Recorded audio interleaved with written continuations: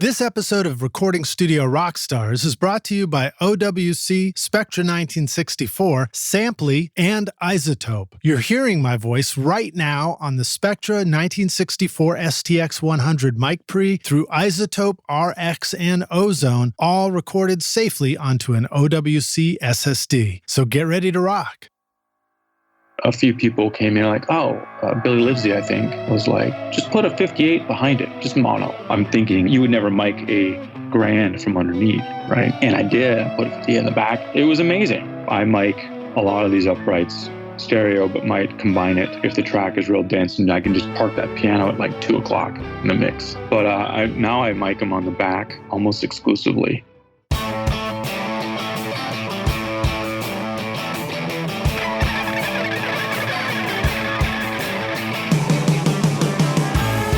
Welcome to Recording Studio Rockstars. I'm Lid Shaw, and this is the podcast created to help you become a rock star of the recording studio.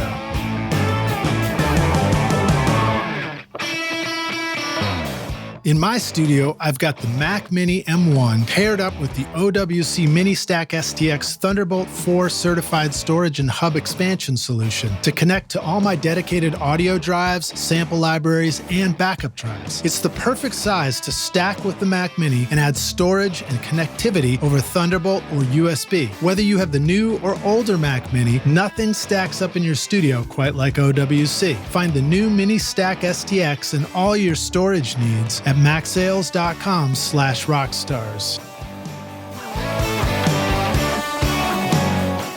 The Spectra 1964 STX 100 mic pre provides unequaled headroom and linear output regardless of transient audio peaks, capturing critical details from your microphone. The 100 series amplifiers were used by Tom Dowd, Muscle Shoals, and the Record Plant on records by ZZ Top, Aerosmith, and John Lennon. Now you can get that same incredible sound in your studio at spectra1964.com or call them at 801-797-0642.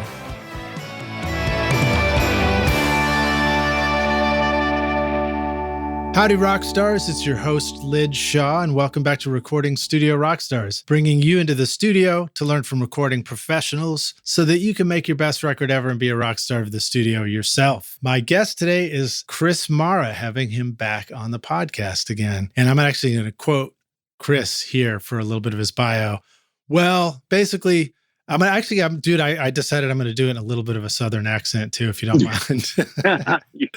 Well, basically, I'm the luckiest guy in the world. My job, I'm a recording engineer and a producer, is to find cool artists and bands and help them make cool music.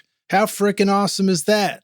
I've been doing this music thing here in Nashville for over 20 years, since I was 19 years old, and it's the only job I've ever had. I absolutely love helping people make music and also take a lot of time to help them make some wise career decisions too. There's a lot of bullshit in the music biz, so I try to keep things real straightforward and simple for the people I come in contact with. I really dig the art of getting artists comfortable and then capturing great performances in the studio. Although I use all types of technology to record, tend to gravitate to the old school way of doing things and record on analog tape wherever I can. That's probably the reason I built my retro all analog recording studio called Welcome to 1979. I also record in other studios all over the country, as well as in barns, cabins, old churches, hallways, highways, byways, parks, and garages. Basically, wherever people are making good music. I think I sounded like some kind of Texan cowboy though. There, I don't know what. Yeah, it sounds like a History Channel commercial. No, it's like, well, he went by a name, The Dude. So Chris also runs a tape machine restoration company called Mara Machines, and in early 2016, Chris launched a vinyl electroplating facility offering vinyl mastering and electroplating under the same roof, to allow for the highest quality vinyl to be produced.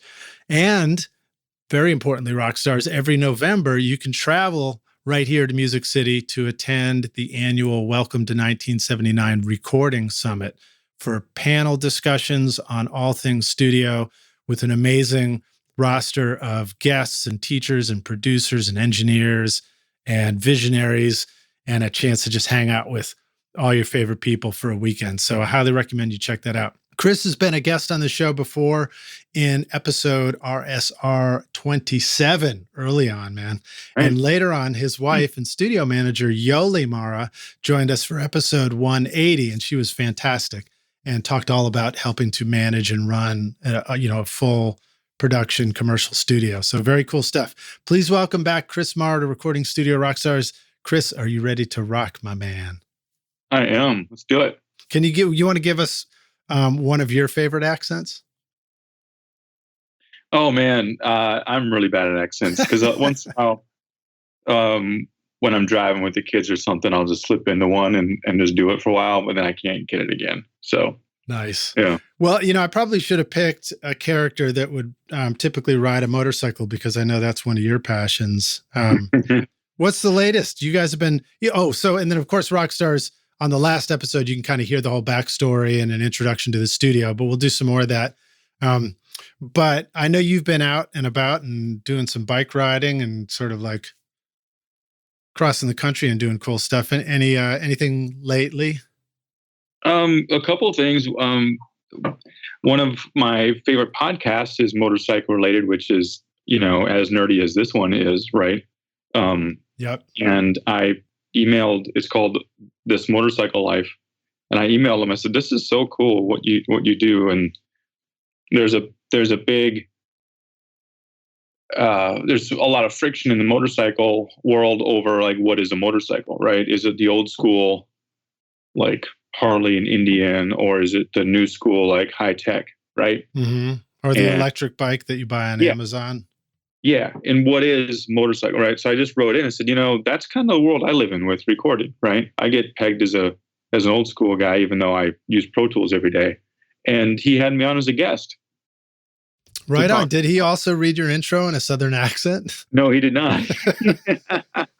So that was kind of fun being asked about, because I have several motorcycles and some are very new and very modern and some are very old. And I like them all, right? Much like recording equipment. Mm-hmm. And talked a lot about that. And you've had a bike right in the back of the control room every time. I did, yeah. Yep. Yeah, that's one of my older ones. But I took it home and restored it, which is kind of fun. And then last week, Yola and I were in the Florida Keys riding a motorcycle and got in my first motorcycle accident. Eek. So yeah, somebody pulled out right in front of us and just nailed them. Wow. So fine, not a scratch. How did you manage to come out of that without a scratch? I'll say that being a careful motorcycle rider, I was in the right part of my lane, going the right speed for the traffic, and somebody cut through like a stopped. You know how there's like a turn lane with cars backed up? They cut through that to get to their hotel parking lot in my lane. And I just applied the brakes very hard, but retained control and didn't swerve and nailed them. So wow. Well, I'm glad you're all right, man. Yeah. So if you're going to have a motorcycle accident, that's the one to have, I guess. So, okay. Well, give us a little bit of a brief introduction again to Welcome to 1979. I think you're joining us from the control room right now. Is that right? Right. Yeah. I am. So I'm in the control room of Welcome to 1979. I was a freelance recording engineer for about a decade before opening my own studio, which gave me an opportunity to really decide what kind of studio I wanted to have. Yeah.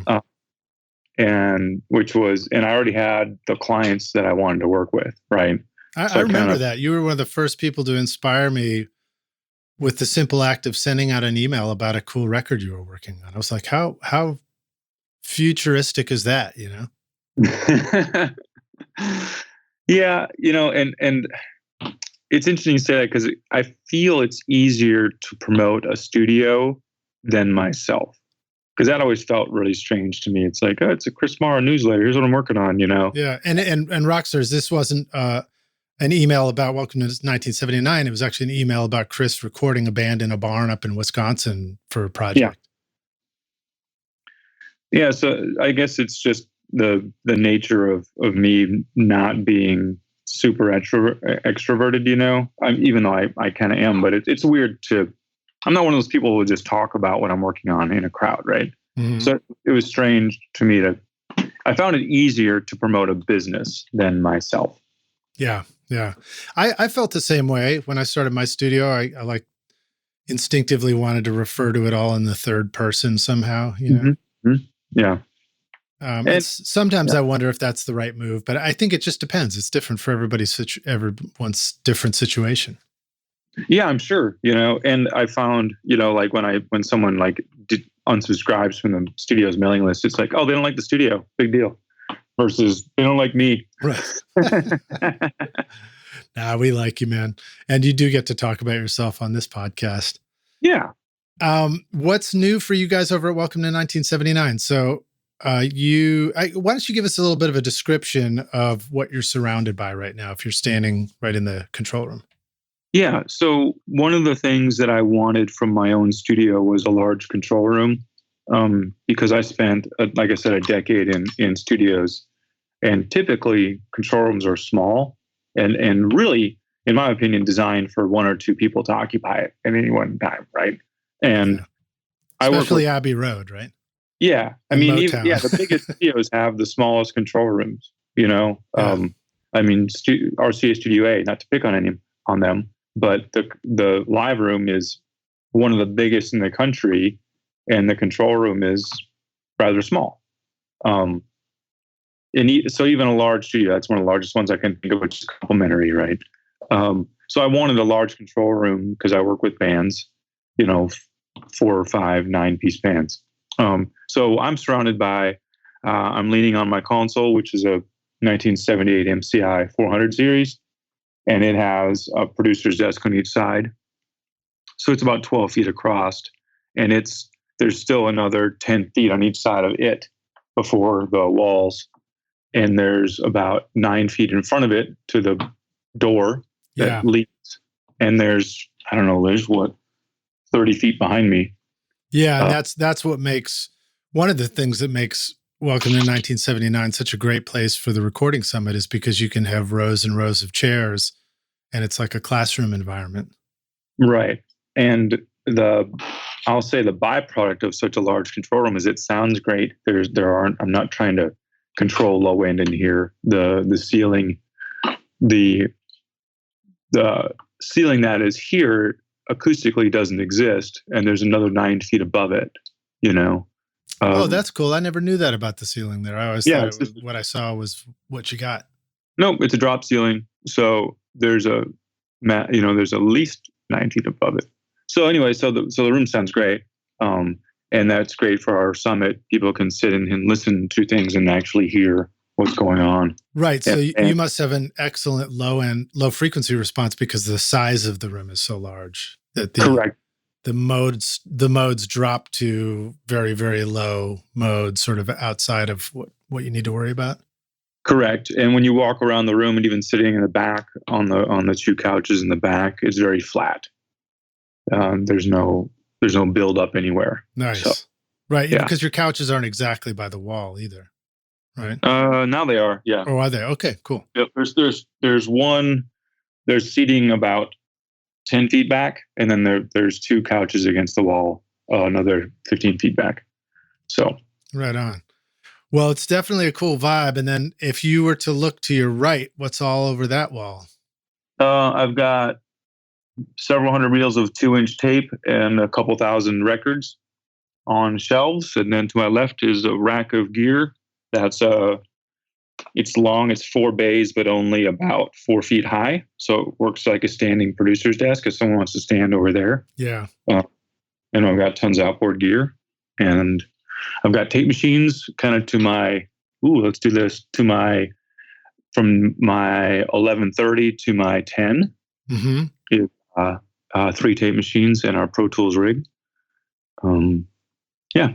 And then I think you guys also even have like or I've seen like a TV screen there where you can have a video feed from other parts of the studio if you want to see some of the, a room that might not have a line of sight directly to it. Correct. Yeah. So one of the side effects of having the large control room was that the tracking space is below us, which is street level, which is great. So we've got about 13 different rooms we can walk into and record. So I've got 3 different screens that view the live room, the vocal booth, and one screen that toggles between the vocal booth upstairs and a piano room that's further downstairs. Oh, cool. All the players can see themselves. They can see each other, right? Right. It's like the space where you're actually playing music has a lot of line of sight, but you rely on some of the video assistance from the control room to see everybody else down there, right? Correct. And what I like about that is what's been happening the last couple of years is after tracking gets done, like the second or third day, we just repatch everything so people can physically move up here, guitars and amps. We leave all our amps down in the rooms downstairs, but then we just move their guitars and their pedal boards up here. So we can all just hang out in the control room, shut the screens off. I've got curtains that go over the screen, so then there's not glass everywhere, you know? Mm-hmm. Feel like you're in this unused space, right? And then we can all just take our headphones off. They don't have to wear headphones. We just hang out in the control room, and there's plenty of spaces. Everyone has their own station. We just pull up a song and start doing guitar overdubs and stuff, keyboard overdubs. It's great. Yeah, that's the way I like to do stuff too. It's fun to have a long guitar cable run, or whatever you've got to get from the control room to the guitar ISO booth. So if I'm doing tracking, I can do this similar thing, just bring the guitar player into the control room or the bass.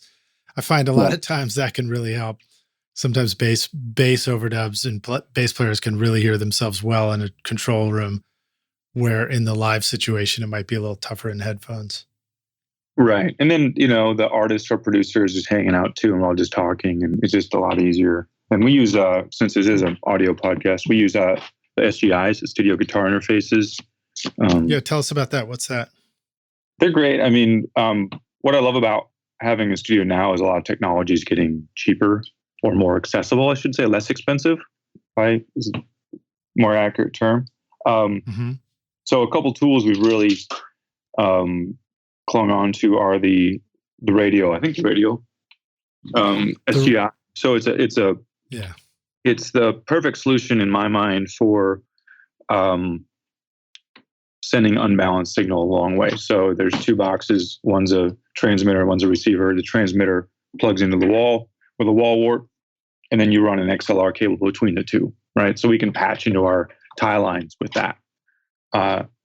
So it's guitar pedal board output into the transmitter 1/4 inch XLR 200 feet to our ISO rooms downstairs, 1/4 inch out into the amp head or combo. So yeah, it's cool. I'm looking at a pair of the boxes right now. I guess they're about $300 and you get both of them. Now, for the rock stars, at what length of cable do you think you might recommend somebody check something like that out? If they can run a cable that's like 40 feet from their guitar and reach the amp no problem, would you still be inclined to try something like this? Or do you think that do you feel like instinctively there's a cable length where it's like, just use a direct cable at that point? We use the SGIs for anything over 20 feet. Okay, cool. Right on. There you go. Good answer. Because what we found is, I don't think frequency response is something I worry about. And I say that because if at a 20-foot cable, if I'm making up numbers, 2 dB of 10K, I'm going to just instinctively adjust the amp. I'm not going to understand I'm losing it in the cable, right? Right. But I found even at 20 feet, there's a little bit of noise and you get more noise. You know what I mean? Because that antenna, that shield is it's not a balance. There's no common mode rejection. Interesting. I never really considered that just the noise in the, that I might have thought was just coming from the pickups might also just be coming from the cable itself. Yeah. So our 20-foot runs are for like the bass amp. They come off the DI, the tuner out or whatever, or the output. That's 20 feet. And then if we do keyboards in the control room, in the live room, like the Wurlitzer, which are noisy anyway, that's a 20-foot cable. We don't burn SGIs for that because I have 3 or 4 sets of SGIs, which I think is enough. Yeah. So Well, I think what's cool about this is, there's all sorts of options that I'm aware of. I've got a box in the control room that can sort of do something like that. It can, and then I got the Little Labs, which is like this Swiss Army knife one, and it can do some cool stuff too. But inevitably, and Rockstars, you can just take two DIs, go into a DI long run, go out another one on the other end. But I think this system right here gives you a little bit more careful control of the stuff. And it's kind of nice to just have something that's dedicated. You don't need to use like a weird turnaround XLR and other things that you run into when you're trying to hook up custom routing. So this looks really cool. Yeah. And really, you would only need to have one or two of them around. We have many because we have a lot of different options going on. So cool, man.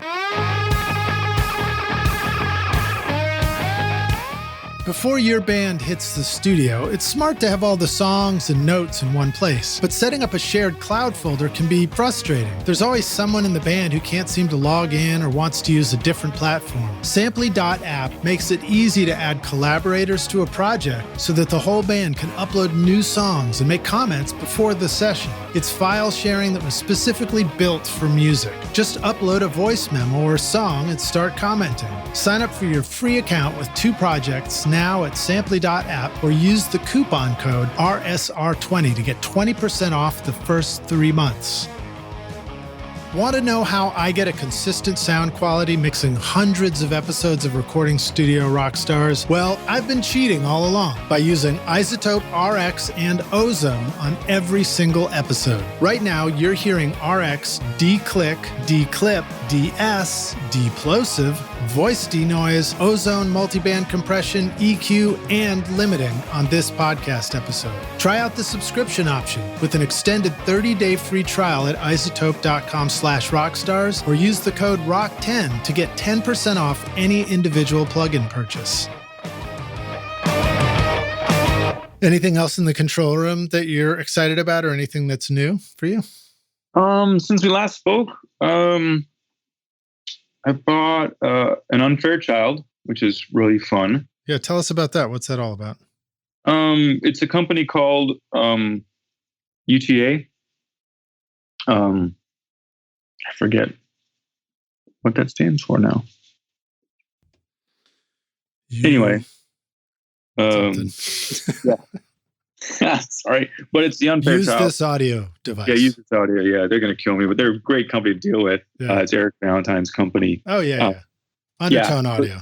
Undertone Audio. Thank you. So they made a very faithful recreation of the Unfair Child, and because I had been renting one for a lot of sessions, and I had an opportunity to have both of them here, and I liked this one better. It had a better mid-range, and it has a couple extra features that I use a lot, because a Fairchild isn't that useful of a compressor. It's kind of hard to use, right? Mm-hmm.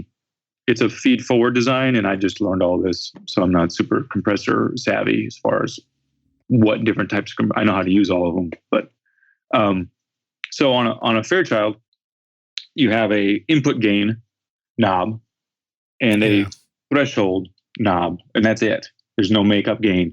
Right. So what happens with me? Let's say it's a vocal, and I've got the input gain at 10, and I'm hitting my Pro Tools regular tape where I want to. And I've got this threshold, and if I get my compression where I like it, and I want a little more gain to my recording device, my only choice is to either patch in something behind it for makeup gain, or turn up my input gain, which affects my compressor. You know what I mean? Yeah. It's like 1176 with one knob, right? With an input only knob, right? Right. You end up having to adjust both, and then also, I don't know if they stereo link necessarily, but I know sometimes you're like, oh, if I adjust the left, I got to go make sure I match that on the right. Right. So two things that Undertone did that help is they have a side chain in or out. So with the unit came 2 XLR female to Y cables. So XLR female to 2 male times 2. And what they recommend is just Ying the input to the standard input and the sidechain input. So what that allows you to do on the front, there's a sidechain in or out. When you flip the sidechain in, now you've got a feed. I'm probably backwards on this, but a feedback, not feed forward compressor. So then your input level is just your input level. It's separate from the threshold. Interesting. And it grabs it different. It's a much more aggressive compressor, right? So that's pretty cool. You can get multiple different sounds out of it then. Correct. Yeah, and they feel different when you're using it. And so what I'll do is I'll get to know somebody, quote unquote, get to know like a vocalist on the feed using the sidechain. I'll just use that terminology, using the sidechain input. And then as I get to know them, I can flip around and just kind of get a different style compressor that way. The second thing they did, which I really like, is Fairchild has 6 attack and release settings, numbered. Yeah, that was my next question. When do you ever use anything other than 1? Well, 1 is pretty fast and will distort. Like I was getting I learned a lot with this thing. Yeah. It's Fairchilds are hard to use, right? So a half a dB sounds like about 4. First thing I learned. Right. Okay. Secondly, fast attack and release, you'll get some distortion. And Eric verified it because it's just that change your attack and release. I've heard fast attack and release sounding like even on my Arouser plugin modeled after the Distressor, you can start to hear distortions on bass with the fast settings. I remember discovering that as well. Yeah.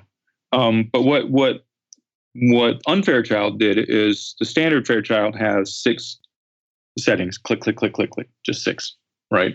And those are presets, attack and release. And the Unfairchild added 4 after that, called Vary 1, 2, 3, and 4. VAR 1, 2, 3, 4. Mm-hmm. And engages a lower section of the Unfairchild where it has attack and release settings that are clicked 1 through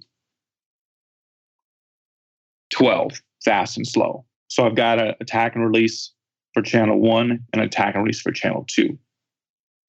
And let's just make up some numbers. Let's say I've got the attack on 2 and the release on 4, right? As I toggle through the vary 1, 2, 3, 4, that attack gets slower and the release gets slower.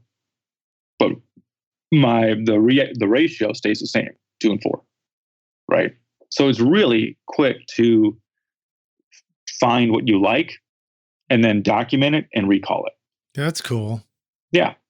Yeah, because typically with the Fairchild, I always just found myself sticking to 1 because it was fast and probably because I was doing a lot of drums. Yeah. Or guitars, just trying to be right in your face or something. And I don't remember discovering the bass thing on a Fairchild, but that makes sense. That makes sense. Yeah. So I love it and I use it. And what I've learned, because I hear a lot of mastering engineers talk about they use certain compressors just for the sound, not much more for compression. And I found just running a snare drum through this thing with a 1/4 dB compression, the thing has more top end to it. It just sounds more cool to me. And I don't have, and because I first started using like a compressor, it's like, oh, I'm going to lay this snare down 5, 6 dB. I'm like, wow, this thing sounds like shit, Yeah. And then it's a program compressor. Okay, hold on. You know what I mean? It's supposed to just kind of just ride it a little bit, so. Yeah. Well, the nice thing about tube gear like that, and there's the Unfairchild probably has a ton of tubes in it, right? Like 13 tubes or something. Yeah, it has a lot. Yeah. So the tubes, just good tube gear or the right tube gear can make a sound kind of come to life, be exciting sounding. I guess without being the scientist, it adds harmonic information and just brings out clarity on stuff. Right. And it's got lots of iron, has transformers in it too. So it's been a lot of fun to have. And because usually you buy a compressor and it's like, okay, this is kind of it, There's compression, and then I can kind of make it kind of crazy sounding, but most compressors are pretty vanilla. And this one, it's it's a challenge to use, which is kind of fun.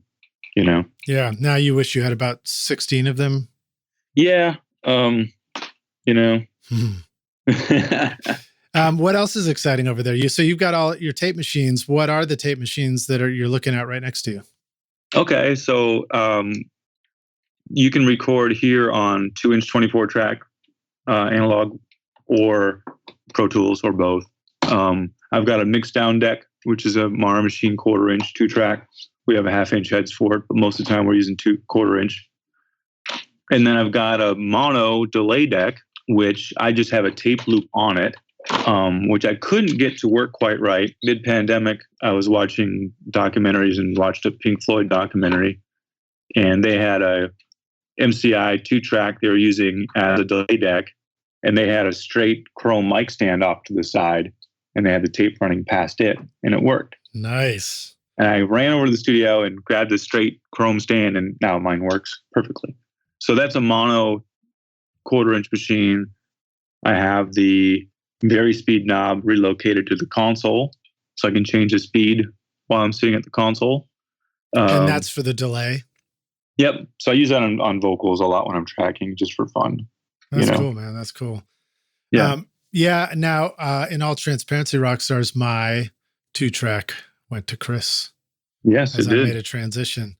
I know you can't tell me where it ended up, because then you'd have to kill me after that. But I'm happy to know that it went to the place where it was going to get the right love and, be reborn as a working and wonderful sounding tape machine. I enjoyed having it. I really loved having tape in my studio, and I've always loved working on tape. There's a thrill to setting up a tape machine and getting everything in alignment, and it feels like a balancing act, or it did for me. Maybe in your world, it's a little bit more like you can count on it, just turn it on tomorrow and it's going to sound great. But in mine, it always felt like I was balancing a whole, building a house of cards before the session. And then you have this moment, you capture everything, and stuff always sounded great coming back off tape. Mm-hmm.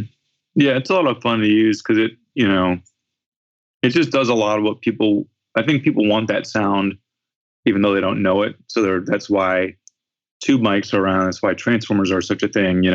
It slows transients. It does all that stuff. Yeah, so that's interesting. Slows transients. I guess that's a cool way to think of it. What does that mean to you? Well, that's where, in my opinion, that's where the word warm comes from, right? Mm-hmm. It's not, these things aren't as sharp. All the transients are kind of rounded off. Yeah. Therefore, the super high frequency stuff isn't poking out so much, so. And so tape can do that a little bit because you're having to transfer the sudden electrical change into a mechanical. Like, would you call magnetic a mechanical action? Yeah, and I've been using the word conversion a lot for anything, right? Like because you're converting it to a different format and back. People get hyper focused on like A to D conversions, but there's all kinds of conversions. Yeah, you know what I mean. So it definitely we've got converters. Yeah, 2-inch converters. 1/4-inch converters. Exactly. So yeah, it's changing so that a couple of things happen where the op amps used have a slower slew rate, right? And then in the audio electronics, and then the head is basically a transformer, right? It's wire around a core, which interprets transients in its own way. And then the tape, even before saturation, everyone talks about tape saturation. Even before saturation, it's slower to realign the tape particles, right? Right. So, yeah. Right. So, worth mentioning just here for a sec, rock stars, if you know about transformers but always wondered what they do, maybe we can try and explain that a little bit. My understanding is you're taking electrical oscillations, current going back and forth on a wire that's wrapped around an iron core which creates a little bit of a magnetic field in the iron, which goes around the core to the other side where there's another wire and another winding that takes that magnetic information and converts it into electrical current again on the other wire. So transformers are fascinating. Like tape, things are electrically disconnected from each other, really, Right. Yeah. And all of this is fascinating to me. I mean, it's so fascinating because I can understand how a tape machine would work in regards to like sine waves and like whale noises and you know what I mean? That kind of thing. But the fidelity that is achieved by particles on tape being rearranged by a transformer being close to it blows my mind. Yeah. I mean, that was my thought much. Just now too, was like, it's sort of funny to think that that these were the methods by which we arrived initially to, I mean, they're not the first methods. The first was to do the other part of what you do, which is, scrape grooves back and forth onto a piece of plastic or shellac or acetate or metal and create, analogous grooves to what the sound waves are doing to reproduce it mechanically. But like both of those, because that also sounds remarkably fantastic, and vinyl records, and the thought that like we arrived at these things like, oh, let's make the electricity go through a piece of iron, and then let's put it onto magnetic particles on a tape and run those across a head. That, like you say, those would actually be the things that sound so good and also sound appealing to us. Right. Yeah, and I'm staring at an NS10 cone right now, right, which is what 4 or 5 inches across. It's a paper cone. I'm like, okay, I can see like tones coming out of that. 100 hertz. Here's 100 hertz, right?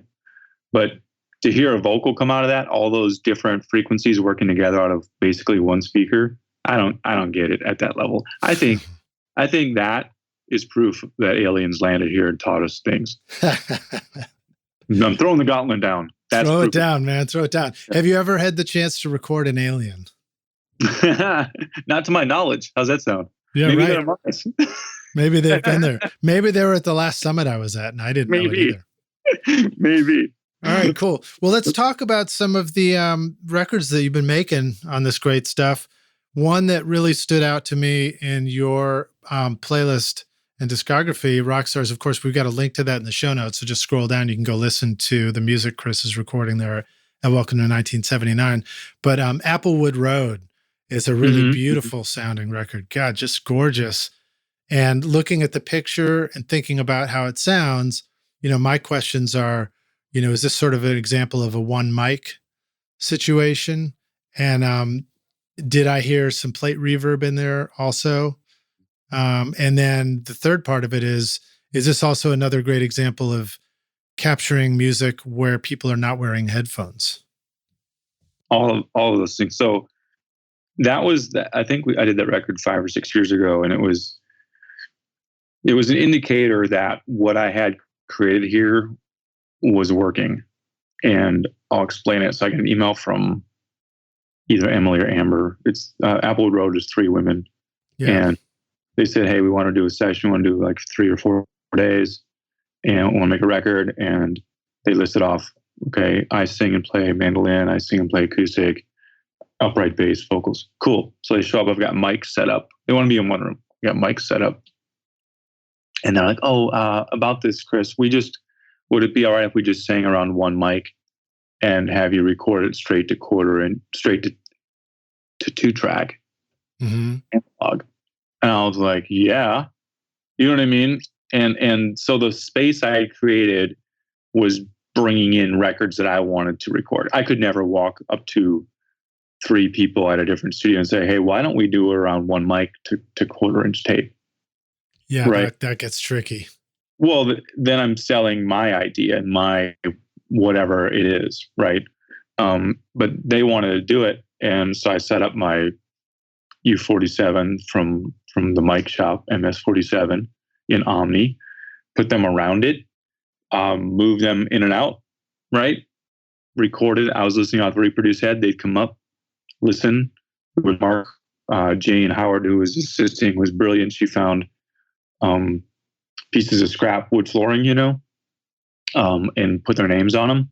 And then they would put their toes there and kind of move around, and then they would know where to go back to.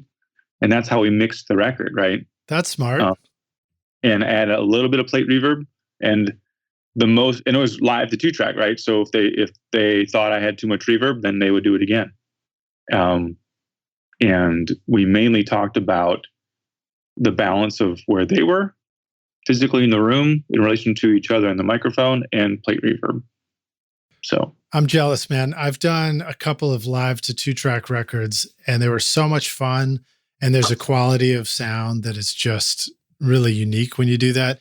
And then, of course, all the stuff that I did at Bonnaroo all those years was live to 2-track, with multiple mics and everything.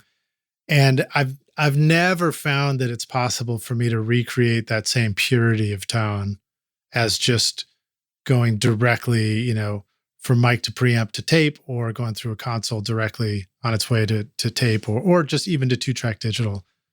And there's been times where I thought, like, that's, maybe I should just really say that's what I'm offering in my studio. So it's cool to hear you talk about how sticking to your vision of what you would love to be able to do ends up bringing in the artists that think that's a good fit for you. Right. Because my initial millisecond reaction was, this is going to be tough. I wonder. I'm like, wait, hold on. That's what I'm selling here. Right. And so two things happened with that. Well, let's finish the technical side. So we cut it on tape, had a performance. I would edit. Leader between the songs. We did it in order, right? What tape speed and what tape? Do you remember? 15 hips ATR. And then those tapes were shipped to the UK, where their label cut lacquers from the tapes.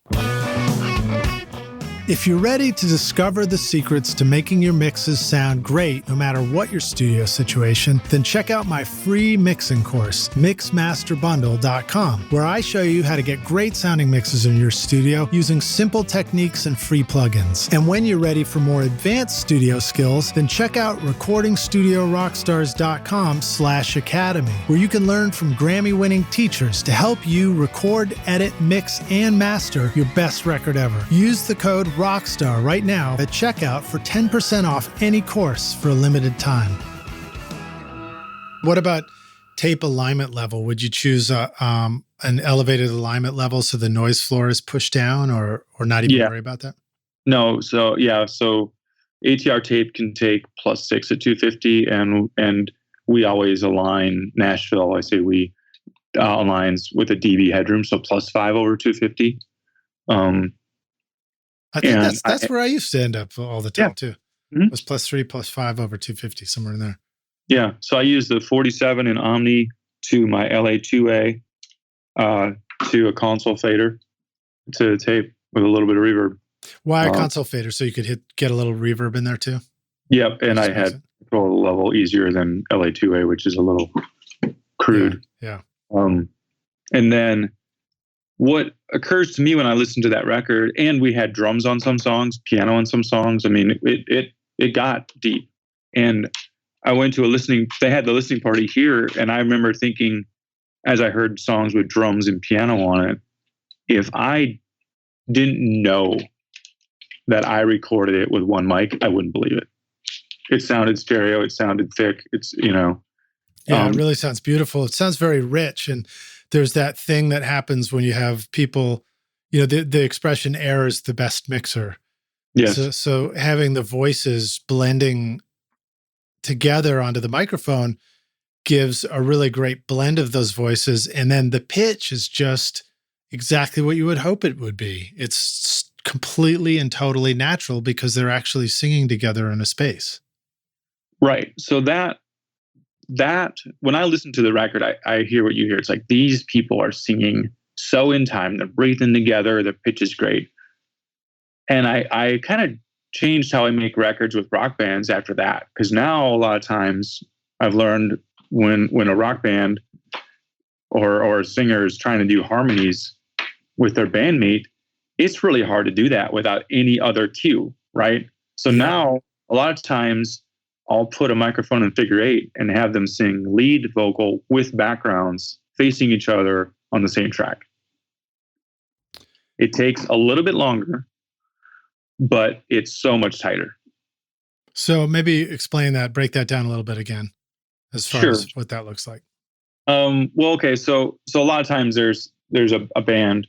It could be Americana, it doesn't have to be rock, but and there's someone in the band who sings a 1-part harmony along, right? Mm-hmm. And they do it on stage very, very well. You go in the studio and you do a lead vocal, and then you have somebody singing harmony to that who doesn't do this every day with just headphones on, no visual cue. The phrasing is a little bit different, right?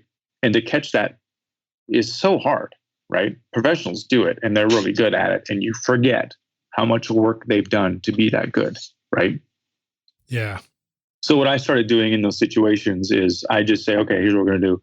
I have an idea, right? Why don't we sing the lead vocal and the background at the same time, put them in a room, put a 87 on figure eight, and put the lead singer closer to the mic and the background singer a couple feet off the mic, and you work on that blend and then sing the song. And this would be during tracking or as an overdub? As an overdub. Okay. Yeah. So the vocal overdub is not lead vocal overdub and then background vocal overdub. It's vocal overdub. And I have one track. Yeah, I think that's great. That reminds me, one of the things that I've mentioned a couple of times on the show recently, as we talked about figure eight, and remember seeing pictures of the Beatles at Abbey Road singing alongside these big, tall speakers. I guess they would call them the white elephants or something like that. But if you do a figure eight setup, then hypothetically or theoretically, you can actually have a speaker on either side of that mic so that they don't even have headphones on, and you might get enough rejection into the side of the figure eight that you can pick up the voices and do that. And especially in a bigger room like yours too.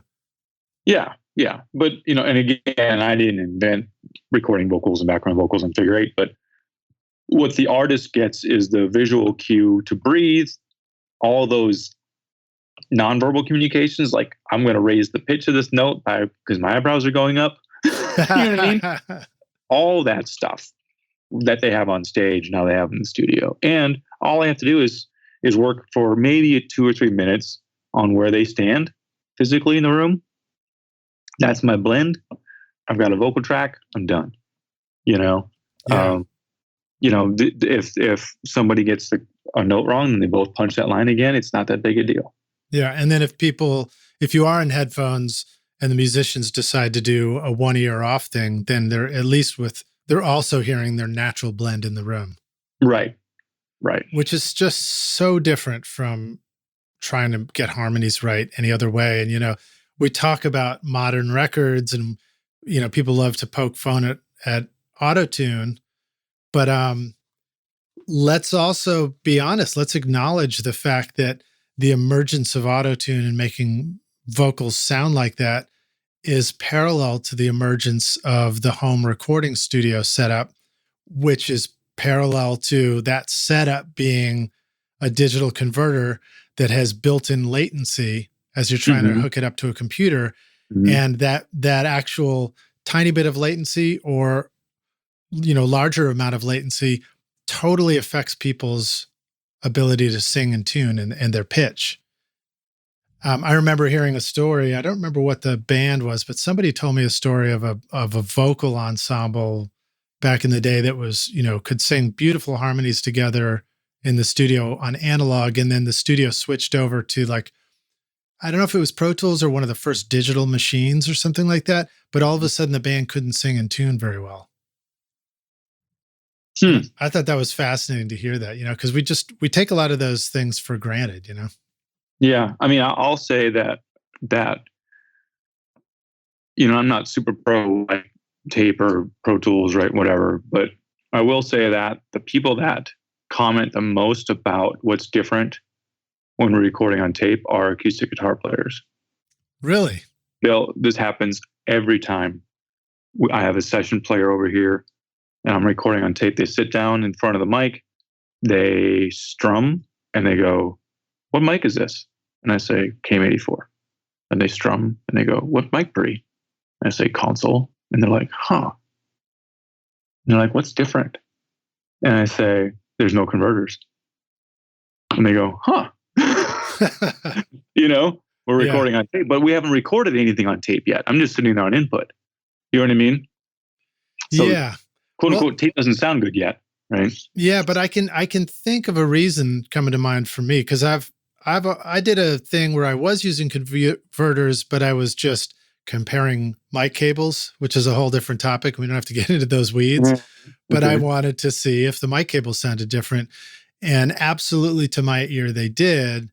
And I was doing an acoustic guitar overdub, and so here's my theory to that: if it's a vocal overdub, or if you're singing vocals, no matter what's coming into the headphones, we at least always have the instrument, our body. We're still hearing the natural body instrument. So that much doesn't change so much. It's just, whether there's headphones on our head or whatever. But with an acoustic guitar, and we do feel the acoustic to our body, but with an acoustic, what we hear through the headphones does really affect, I don't know, to me, it really affects what you feel like you've got in your hands as an instrument when you're playing.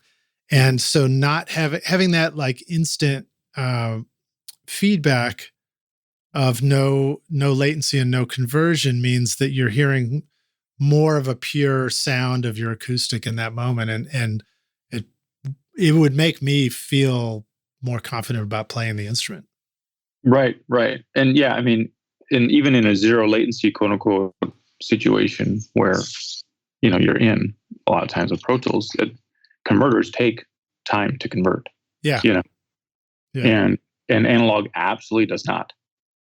So even though it's imperceivable, right, you can tell when it's not there. I know that's a contradictory statement, but it's like every time, just strike a chord. Ooh, what's going on here? Right. Yeah. They hear a difference. Yeah. So rock stars, if you don't have, a full analog setup and you are in the digital world, it would be worth an experiment, which I should do myself, which is, what happens if I have a little bit of a mixer before I go to, my Pro Tools setup or whatever, so that when I'm recording or tracking, I can hear, a direct analog through the mixer first. Cause that might sound pretty good. And that might be a good sort of poor man's version of getting a little bit of that immediacy in the headphones. Right. And back in the days when they were doing converter shootouts, I noticed they never had a direct line to the console, like you just mentioned. It was always like this converter or this converter. It's like, can I just hear it without any conversion? Right. So yeah. I can hear differences between those two converters, but I can't hear the differences between what's not being converted. Fascinating. Well, we've solved all the answers to everybody's questions about everything now. Yeah. So that's pretty well done for the first half of the show here. Do you always use your mixing console, the MCI, when you're recording and making records there? Or do you find that there are some records and situations where you just completely bypass it and go straight to Pro Tools or straight to tape? No, I use it for the mic pre's, and it has, I use it as a console. And so do a lot of engineers that work here. A couple things we've done to it to make it more fun is it has all the original mic pre's in it. And then we added, Cappy came over and did a design, and we added API mic pre's of the 70s era, right? And then you can switch, there's a lighted LED switch that you can switch while you're listening and just switch between MCI and API pre's. On the same signal chain, so you can just hear and compare? Yep, no patching, there's a slight thud, but that's it. You can do it while someone's singing. You don't have to mute the channel or anything. That's fun. Yeah, and then I have a 10-channel Trident 80B that's sunk into the left producer's desk that has inserts and buses and mic and line inputs and line outs. So sometimes I can put the drums over there if I'm bored of the mic, the MCI or API. I can put 10 channel drums over there. But We've got outboard mic pre's and stuff, but I would say 85 to 90% of the stuff is console pre's because they sound amazing. And for me, I like to have everything right at my fingertips. Yeah, no, I like to be able to work fast like that. Yeah, and I can really hone in on it, versus rolling over to the high-end mic pre and rolling back, know. But you didn't want to try and get something better than a Neve 80 series over to the right? Right. Well, that's a Trident. And then I've got 4 channels of Neve pre here as well, 2 by Vintech and 2 by Heritage. Oh, did you say there was a Trident 80 series? Sorry, I thought I misheard you. I thought you said a Neve. Yeah, no. But Trident 80 stuff is great. I remember working on doing a record where I spent a bunch of time. All I was doing was editing and then rough mixing, but I was on an 80B. And I remember thinking at the time, I was like, wow, this is a great rock and roll console.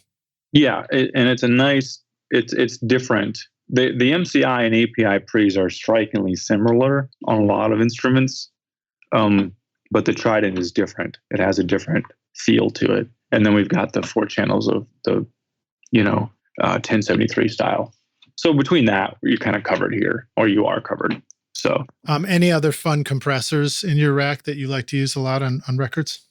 I'm a DBX 160 fan. I've got 6 channels of that. I've got a couple 1176 Blue Stripes, which I love. Let me pause at the 160s. What are some great use cases for those? Oh God, I wish I had 6 more. Kick, snare, bass, vocals, guitars. The list goes on. Nice. I've got 4 mono versions. I've got a 162, which I love for overheads, and I'll use it as just one side if I want for another mono instrument. Now, these are the older 160s with the needle meter on it, or is this the 160X also where you have the LED display? No, this is a 160 VU. Yeah. Okay, cool. Yeah. Awesome, man. Yeah, I love that compressor because I know my gain stage instantly. It has an input select, so the VU meter goes to input. It has an output select, so the VU meter reads output, and has gain reduction. And I have a makeup gain. So, yeah, I find that really helpful. I like to remember to go and just sort of double check the input gain, make sure the output isn't slamming. Because a lot of times we default to the gain reduction on anything like that and forget to make sure we're not just killing it on one end or the other. Exactly. Yeah. Metering is really important, and a lot of compressors don't afford you a lot of metering, in my opinion. Have you ever wished you could remove the click track bleed from a singer's vocal mic, the sound of shuffling feet from a full choir, or clicking noises from the valves of an otherwise brilliant trumpet solo? These are just some of the incredible things I've been able to clean up, edit, or remove from a recording using the magic of iZotope RX. Great for mixing with a collection of plugins for your DAW to manage plosives, clicks, S's, noise, buzz, reverb, breaths, and even guitar fret squeaks with a set it and forget it simplicity that lets you focus on your creativity in the studio while you let iZotope handle the audio challenges. If you've ever wanted to truly feel like a magician in the studio, then iZotope RX is your magic wand. Try out the subscription option with an extended 30-day free trial at iZotope.com/rockstars or use the code ROCK10 to get 10% off any individual plugin purchase.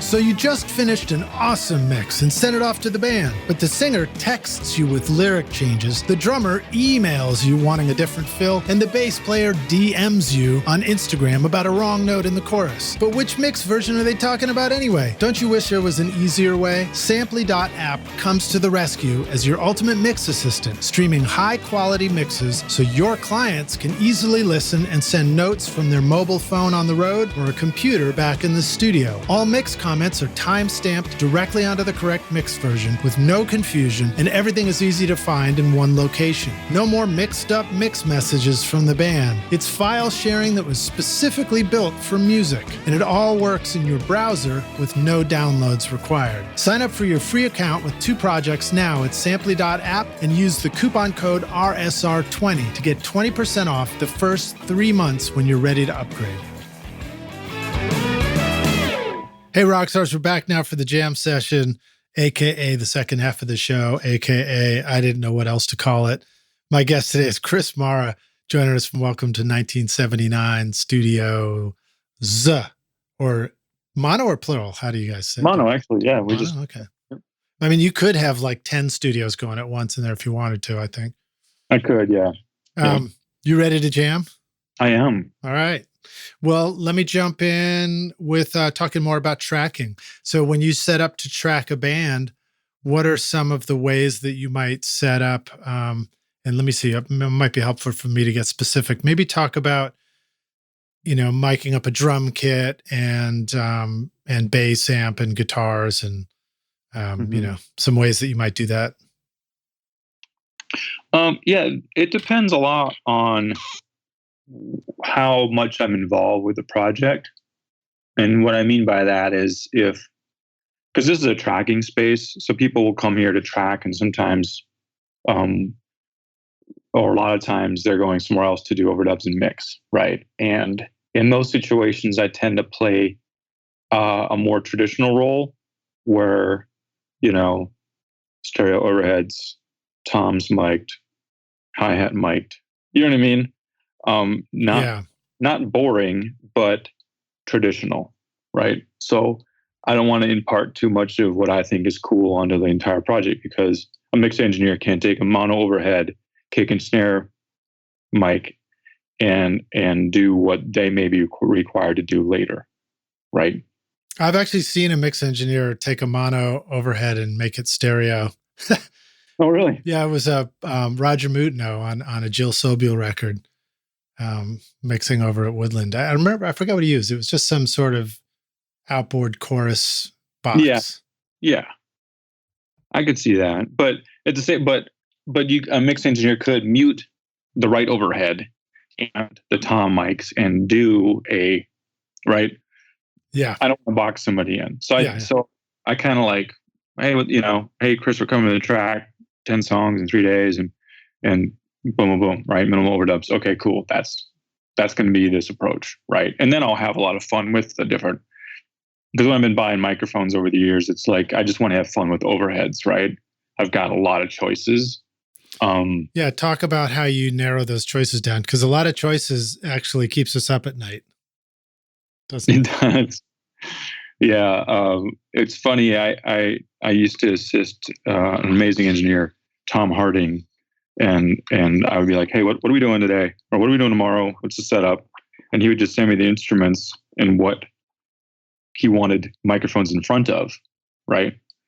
And he would always say, just whatever you want to use. Mics, pre's, compressors, doesn't matter to me. Nice. And at first I was like, are you shitting me? But it always sounded amazing. So I don't do it to that level, but I'll let my assistant know. It's like, overhead's your choice, So getting to those, I've got two vintage 87s they sound different, and that's fine because drums aren't a stereo instrument. And I say that because one side has a hi-hat and one side has a low tom, right? Right. I've got a pair of K-84s, vintage. I've got a pair of Flea M49s. I've got a pair of RC44s. I've got a pair of RC74s. I've got a pair of... And that takes us into ribbon mic. Yes, those two. I've got a pair of the SE Rupert Neve RN17 small diaphragm condensers that are stunning. I've got a pair of the Mytek C5s, which are really awesome. Got a pair of the Mytek CV4s, which are large diaphragm tubes. Sounds like you got a pair of something else. They have so many mics in the studio.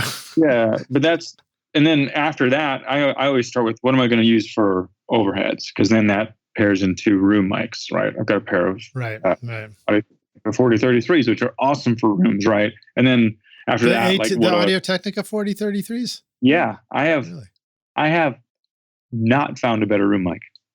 I have one of those, but not a pair. Dude, they're the most underrated microphone on the planet, next to the 57. What are some other favorite underrated microphones that come to mind? 57. There you go. RE15. I've found a couple of those, and I've been using them on a lot of things. Do you know them to sound remarkably different from like the RE16 or RE10, for example? I haven't compared. I don't know. Okay. So these are like a little. They look like they found them in a dumpster. They're little tiny, like a broadcast mic, like an Omni Cardioid, I think. I'm sorry, Omni Dynamic. Yeah. I was going to say most dynamics are cardioid, but love those. When you are, when you're faced with condensers or ribbon mics, and you're going to choose between those for the overheads, what are some thoughts that go through your mind that are like good starting places for a decision? If you were going to help somebody else understand when would I want to use ribbon mics? When would I want to use a condenser? I will usually use a 44 ribbon when it's a mono overhead, when I get to use a mono overhead. That's got to be tricky to get the mic stand to hold it up nicely. Yeah, you have to have big mic stands. Seriously. Yeah. That just, the tone of that microphone just kind of fits into a mono overhead thing for me, and I'll usually just run it by, because they are vintage ribbon mics they have a sound, and they're not always in line with what people want to hear from overheads, right? Most people want small diaphragm condensers, which are the polar opposite of a vintage ribbon microphone. Is that one of the bands in your playlist is Taba or something? Tabah. Yeah. Is that those drums? Do you recall if that would be like the sound of the 44? Ooh, I don't remember. Is there any record that might be in your discography that comes to mind as like, oh, that was the 44 as an overhead? I'm putting you on the spot, I know. Yeah. All right, we'll circle back. If you think of one, we'll make sure it's in there. You can 44 on a vocal. Okay. I know for sure. Yeah. The Sean Michel record in my discography, that's a 44 on the vocal. Okay, great. That'll be cool. I think it's fun for the rock stars to be able to go listen to something and then go like, oh, that's what it sounds like. Right. Yeah. And he wanted that vocal sound.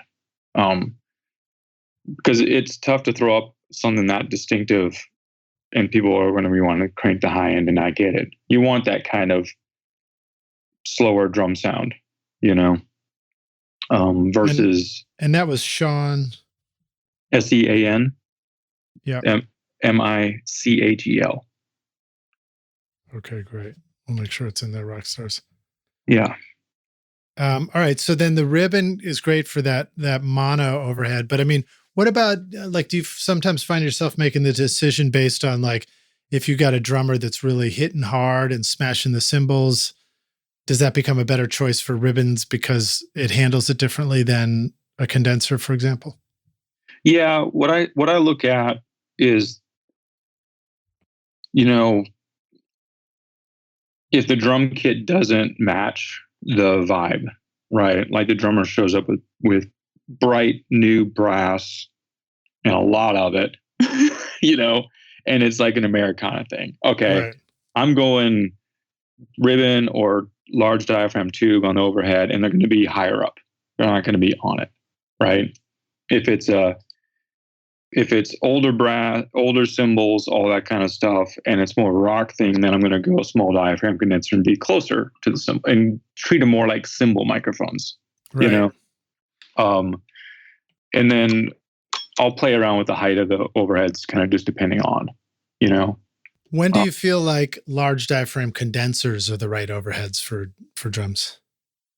When I want to get a drum sound out of the overheads, not just a cymbal sound. Like the whole kit, yeah. Yeah. And then sonically, it's like, okay, I'm going to bring in the kick and snare mics as support, right? That's a lot of fun because they'll be big and beefy and, and not super bright, right? It's just they're not competing with what's getting picked up by the overheads.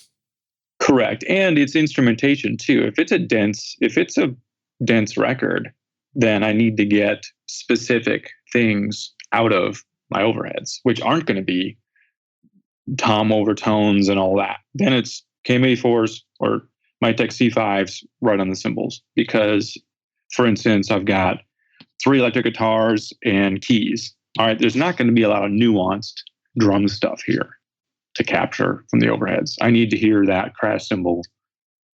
That's what I need, right? Right. When the crash happens, we just want to hear that crash. Exactly. You want to be able to turn it up or turn it down.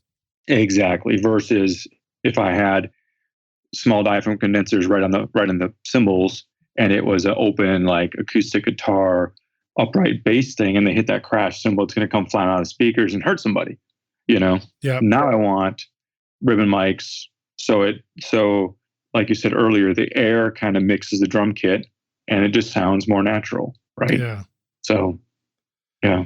What are do you find, so you had mentioned the Mytek C5, which is a beautiful sounding, very smooth, beautiful sounding, small diaphragm or pencil condenser, but I don't believe it has a pad built into it. It does not. Yeah. So does that become a challenge sometimes? Or is that, I guess the question I'm asking is, should we be worried about small diaphragms and pads for drums, or is that more a question of whether the input of the mic pre is going to struggle? I haven't noticed them needing a pad. I've got a 20 dB pad on the console. Right. Okay. Yeah, I have. Like 414s need a pad on them. I put those on electric guitars, and I need to pad the microphone itself. Yeah. For distortion to that. But I haven't had the problem with the C5. Yeah. So, okay. Cool, man. What about the hi-hat mic? When you're going to put a hi-hat mic on a drum, how do you like to do it? I put one on there and only use it in the mix for directionality, is how I phrase it. Just I put enough hi-hat in there so people know that I'm micing the drums, drummer's perspective. I use either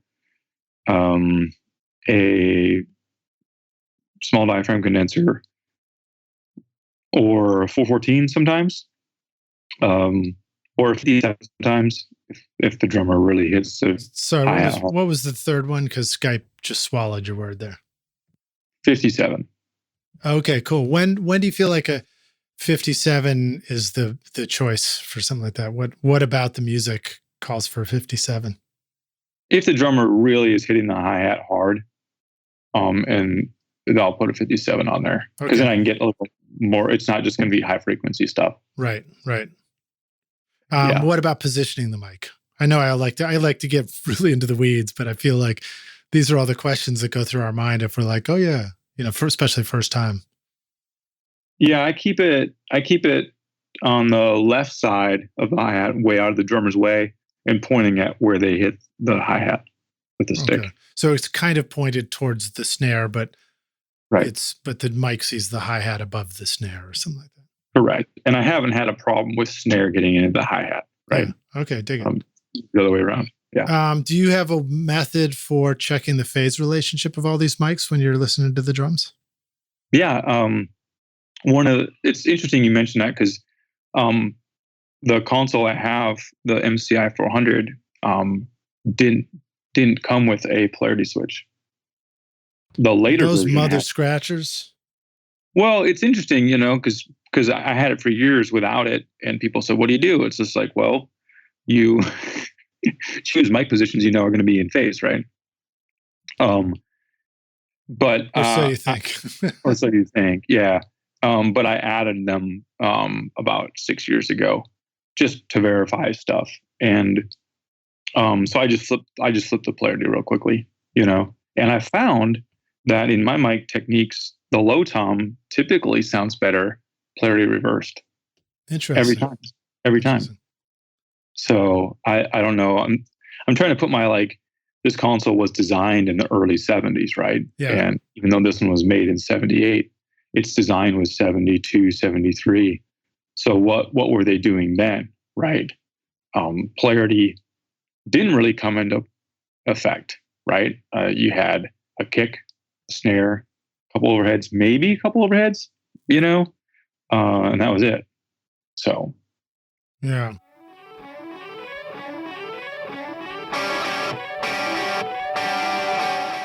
The STX 100D from the Spectra 1964 Custom Shop is the big brother to the now famous STX 100. A fully discrete mic pre with dual transformer isolated Spectra 101 amplifiers, the STX 100D is exactly the same original circuit found in Stax, Ardent, Advision, A&M, and Record Plant recording consoles. The sonic performance is identical. Best of all, it will plug into a single space of your standard 500 lunchbox. And if you want to add the sound of the famous Spectra C610 complementer, then check out the new STX 600 modules, combining the STX 100 mic pre and C610 into a single 500 module. Now you can get the same incredible sound in your studio that worked for famous producers like Tom Dowd with the STX mic pre's BBDI and complementers. Go to Spectra1964.com or call 801-797-0642.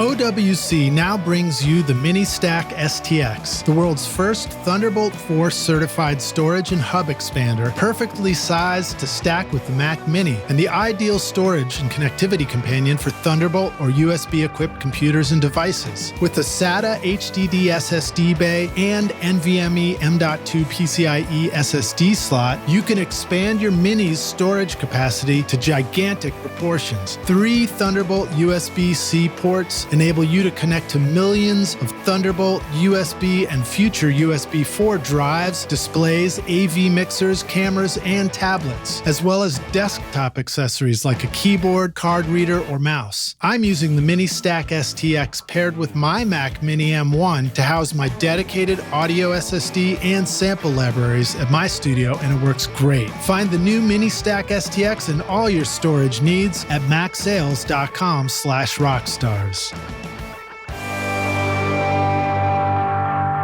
When you think about, because, and you know, you're somebody that I could probably ask, what's the electricity doing in this thing? And you might know the answer. But when you think about the beater hitting the kick drum, and the very first thing it does is push that head into the drum a little bit, do you picture the speaker is supposed to be coming towards you at the console? Yeah. Yes, I do. Okay. Yeah. So that would be, do you know if that would be a positive voltage on the mic in that first moment? Correct. So I haven't used them in a while, but I have acoustic phase checkers, which are awesome. So I'll have to get them out of my clocker. Yeah, remind us how those work, or how, like, what's the method of actually using one in the studio, or hint, right. using two. Right. So when I was an assistant engineer and when I worked at other studios a lot as a freelancer, and then the first couple of years I had this place, I used them all the time just to verify things. So it's a 2-person operation. There's a generator, which you hold the button in front of the microphone and it generates a puff of air that sounds like a click. It's like punk, punk, punk, right? And then the theory is you patch in all your equipment for that snare drum or overhead or whatever. And then the other person up in the control room holds it in front of the speaker with the volume pretty much up loud. And that should generate a positive puff of air pushing the microphone diaphragm back, should push your speaker forward. Right. So it's almost like the microphone in front of the kick drum, the microphone is going into itself with that first movement, but that causes the speaker to come out towards you. It's almost like the mic and the speaker are doing the reverse between diaphragms. Yeah, it's a wave, right? Yeah. But sidebar, but there are, like, JBL is a pull, right?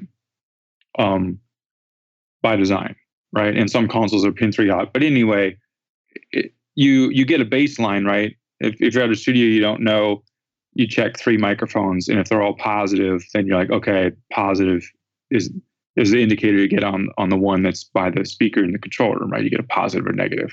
Okay, that's my baseline. I want them all to be positive, or the first 3 I check are all negative. I want them all to be negative, right? Interesting. Okay. Based on the wiring of the studio, right? And if you get one that is reversed, then I know, and this is how I say it, there's an electrical polarity reverse here, right? So I will flip that polarity switch on that channel.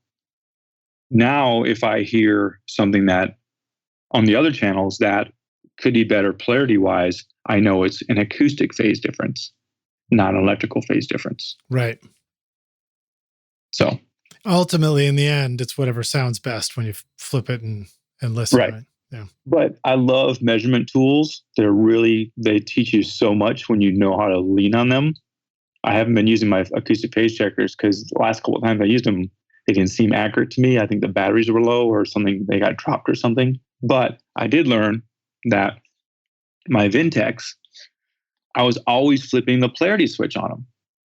No matter what studio I was at, no matter what mics I used. And so I called Vintech one day. I said, hey, I'm always flipping my polarity switches on these. What's the deal? These pin 3 hot, And they were like, well, no. So on a Vintech, right? On a Vintech, there on the right-hand side, there are 3 switches. 48 volt is the top. These are toggle switches. Polarity and EQ, right? To engage phantom power, I flip it to the right. To engage the EQ, I flip it to the right. From the factory, polarity is to the right. Polarity, what do you want to call it? Phase coherent. Unflipped is to the right. And so what does that mean to us? That it's like, it looks backwards. So you thought you were flipping it, but you weren't? Exactly. So when it was in the, again, 48 volts off is to the left, I thought polarity switch, I think any reasonable human would be to the left as well, right? It's not EQ engaged. So in its static position, it polarity switched. So I went, I had them send me a wiring diagram so I could flip mine because I couldn't. Funny. So no, I have some pieces of gear where, it's just a switch and then there's something written on one side of the switch, but I think like, I don't know which way you're telling me to flip this switch, so it's good to remember to check. Yeah. And in that, I've learned how to use oscillators on consoles in all kinds of awesome ways to check things that I'm not sure of. Yeah. An oscillator and a mult, patch bay mult is the key to understanding equipment in my mind. Is there any scenario, if we're in our computer world, where we might start want to use an oscillator more often? Oh yeah. I mean, if you guys want to go down a rabbit hole that you'll never come out of, you can. Okay, so you've got converters that are 2 different. Okay, hold on, let me slow down. I get excited. It's all right. We get excited too. So I'm looking at my converters. I've got an Aurora 16 and an Aurora 16, right? And they're linked together with their synchro lock, right? Mm-hmm. I just did this in our B room the other day. I had added another Aurora in there. First thing I did was take an oscillator from my console, mult it, send it to input 1 and input 17 because I added another Aurora in there. I wanted to make sure that my synchro lock was tight by looking at the recorded 1K tone. And in that, I found that the cable I had bought for the new converter was pin 3 hot, not pin 2. So it was backwards. Oh, wow. Flipping the phase on just some of them. Yeah, on the last 8. Yeah. I bought an 8. And you would have never known that because that's a transfer suite. I would have never known that transferring 24 tracks in the last 8 polarity is reversed. You'd never know that. Yeah. And I found out in about 4 seconds because I unmuted those 2 tracks in Pro Tools and the level went down instead of up. I'm like, oh, here's a problem, right? Yeah, so that's good to be reminded of. I remember one of our earlier Pro Tools systems it was like a combination of like the Pro Tools audio interface and the Apogee on another 8, and the Apogee sounded really great.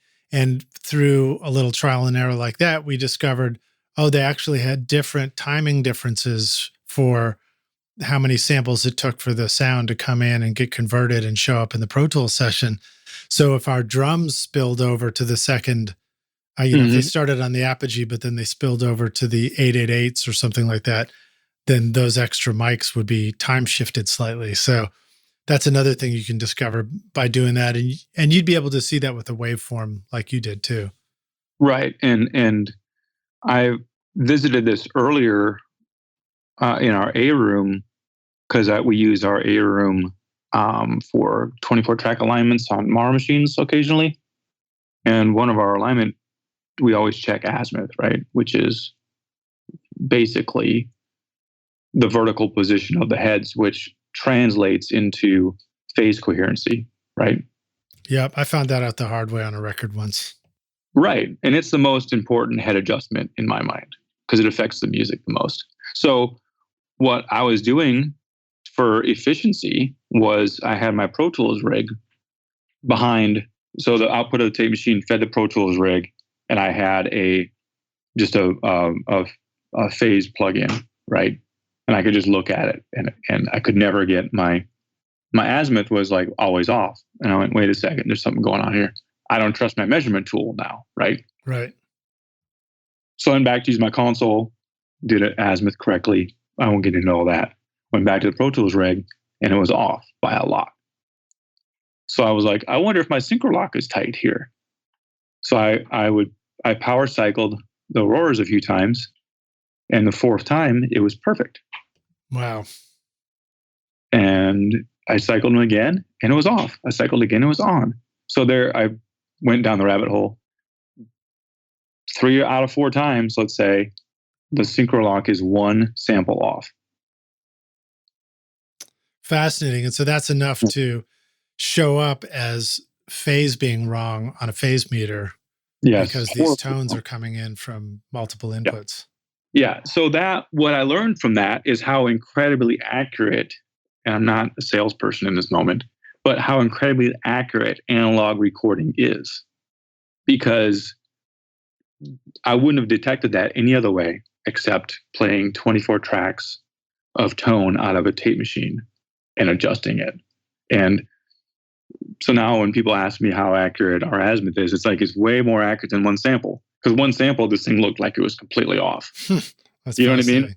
Yeah, well, I do remember from azimuth adjustments, one of the things that Steve Sadler, rest in peace, taught me, I think, was taking all the tones at once off of a MRL and summing them together or something like that, where you then can see that the meter hits its peak when they're all in phase together. You get the most signal on the meter.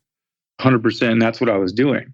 And summing them all in Pro Tools with the last eight being one sample off was a horrible azimuth reading. Like horrible. Yeah. Well, it's just a reminder to check our digital systems, rock stars. Some of the Pro Tools systems like my HDX, they've got alignment adjustments on them. So you can actually align your inputs and your outputs for your reference level when you're working. I know a lot of home recording studio stuff, you don't really have any you can't adjust anything. You just get what you get. But good to be reminded, every time we turn the computer on, we're counting on a lot of things to work the way they're supposed to, Well, and I think that was how digital was sold early on, was it's always going to be the same. It's digital. It's ones and zeros. Right. And it's interesting, like owning Mara machines, people question a lot of things with an analog machine. And I say, well, have you questioned your Pro Tools rig in the same fashion? Right. So I would encourage the rock stars. This is just a fun little test. If you have 2 different converters that are linked together, take an oscillator and a Y cable or a mult and take 1K tone to each one in your Pro Tools or DAW, pan them both to the right and turn the level up, and they should both go up. If you have one, okay, so track 1 in your DAW, put the meter, your master bus meter at 0 and then unmute the other one, whether it be 9 or 17 or 25, and it should double in volume. It shouldn't come down in volume. Yep. And then there's a phase correlation issue. And if you need to generate that tone from your computer and from the session, you could do that. You could just take an output of one of the channels. But it also reminds me that you could see the same issue on the outputs of your interfaces. So you could take a tone coming out of all the channels on your first 8 and then on the second 8 interface. And if you have a console at that point, sum them together and find out whether they are hitting a peak, although I don't know how you would what you would compare it to in that situation. But I like that. Well, I might have to try that test for the input. Rockstars, if your head's spinning, apologies, but that's a good reminder to check our interfaces. Let me jump to some more record making stuff with you. Okay. Chris. Yeah. Madison Ward and the Mama Bear. That's a cool project you got to work on. Tell us about that session. And again, that's a dual vocals setup, right? Was there anything special you did there? I didn't engineer that record. They used a space, and they were awesome people to deal with. They were on the search for a unique recording space, and they were very upfront. They booked a lot of time, and they said, we're just going to set up in a lot of different rooms. We're going to kind of wear your assistant out. And I'm like, go for it, right? And they wound up. When you walk into the front door of the studio, you're walking into the space between the vocal booth is to your right with a big window, and then the tracking room is to your left with a big window, right? Mm-hmm. And you walk straight ahead. This 8 or so feet, Liz, I think 8 or 10 feet, is carpeted, and then you walk into a big foyer that has a painted concrete floor and badass keyboards lining the walls. That's where our keyboards live, right? Well, they set up with their backs to the front door, the two of them right next to each other. Wow. In that dead area, and they had a lot of mics out in the foyer where it was very live, and they did their record there, the entire thing. That's wild. And then they went to Ocean Way for a week and recorded, and then they came back for a week and set up in the same spot again. That's cool, and it just reminds me of some of the things that I remember discovering with when I was working with the Living Things, and we'd find ourselves in a lot of different recording situations, or they might have demoed a song in one, rental house or apartment, and then we're trying to work on it again in another one. And, we discovered, man, how'd you get that vocal sound? We can't seem to be able to recreate it now that we're trying to re-record it. And the spaces around vocals and around acoustic instruments makes such a huge difference to the sound. Right. I mean, and that was kind of my frustration with a lot of studios that were designed, is they are designed well, and they record a lot of things that sound good. But to get unique is very, very hard. Yeah. And if you travel around, I haven't been to Motown personally, but those records sound unique, and that space is not a studio. And I went to Royal Studios in Memphis, and those records that came out of there sounded very unique, and the place is a shithole. I mean, they Boo, who owns it, was like, yeah, man, I'm gonna do a session. I gotta get going. I'm like, where's your session? He's like, here. I'm like, here? Like, here today? This place? That's awesome. But you can't, right? You got to go to unique spaces to get unique sounds. Yeah. And that's why I like a lot of home studios. I think they are, and for better or for worse, they're in unique spaces,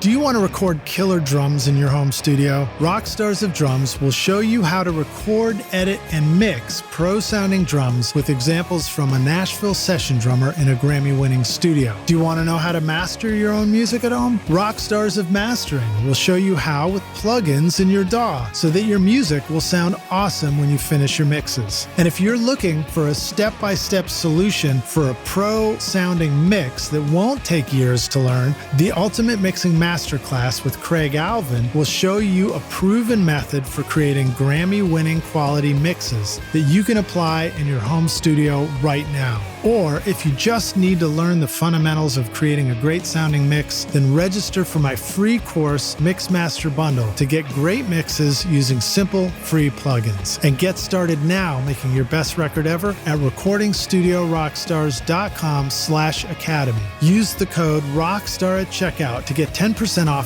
any course for a limited time. Do you miss traveling to make records, or are you still finding yourself able to do that? I do miss it. And I don't mean recently. I just mean in the big picture, since you started out doing a lot of that before you built your studio. Yeah, I miss certain aspects of it. I'm actually just emailing with somebody now about maybe going to Minneapolis and working, and I like it, but I really like walking into 79, knowing all the different things I can do are right here. Yeah. And it's not formulaic. I'm not in a rut here, even after 14 years. And the emails and the discussions are a lot lower. It's like, I don't even really need to know what we're doing. It's like, just give me who's coming and what they're playing, and we'll be ready. And if it changes drastically, I've got all the equipment and I've got a plan for everything. Yeah. Which is great. But I did a recording workshop for a recording school called Groove U in Columbus. And I went there and I was really reinvigorated because the studio is really cool that they have, like really cool. And I was like, oh, wow. I kind of miss seeing different spaces, Yeah. I mean, I had fun recording in different spaces. I guess part of the experience of recording in all the different spaces is you also sometimes don't know what you've got when you're there. Mm-hmm, it's not until you take it to a new place and you listen to it and you're like, wow, that's what that sounded like. I can really hear that house or that room or that space. I did a lot of remote recordings and field recordings early on. And it was always, we'd set up speakers and you could hear some of it, but it was headphones too. And it was just fun to like listen back in the car and after the trip, and you really get a sense of how unique it was. Have you made any good new music discoveries or done any recording when you've been out and about on your bike trips? Oh, I haven't done any recordings on my bike trips yet. And music discoveries, man. Just the sounds of birds chirping over your head. that close call. I tend to go unplugged, but what was it? Monday, which today's Thursday. I was in the Everglades on a motorcycle and pulled into an attraction. It was an old missile site, and the old guy sitting there with like an army hat on.